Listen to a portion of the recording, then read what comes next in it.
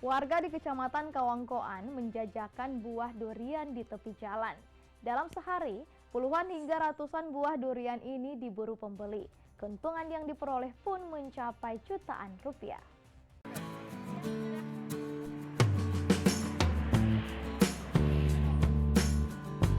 Pemandangan lapak buah durian di tepi jalan memang tidak asing lagi jika musimnya telah tiba. Hal ini menjadi berkah tersendiri bagi warga di Kecamatan Kawangkoan, Kabupaten Minahasa. Seperti yang dirasakan Debbie, warga setempat yang menjajakan buah durian di tepi jalan. Sudah sebulan Debbie mengaku menyediakan lapak di tepi jalan agar bisa menggait pengunjung yang lewat, terutama para penikmat durian.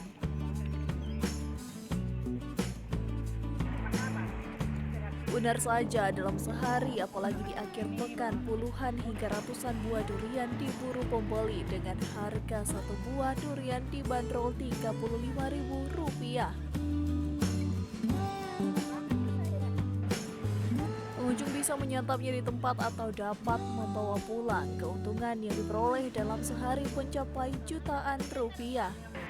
Kalau itu kalau impulsnya harga Rp35.000 satu buah. Harga Rp35.000 satu buah. Iya. Ada banyak lancar. Per buah itu berapa? Kalau hari Sabtu Minggu kita bisa 80 biji, bisa habis itu 82 bisa habis.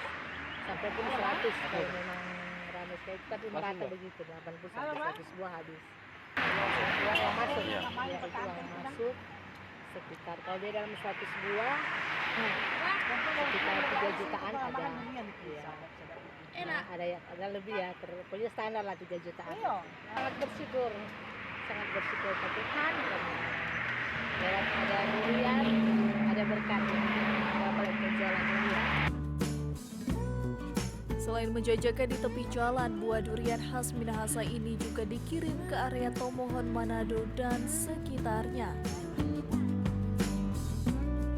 Opik Syarifuddin melaporkan untuk Kawanua TV.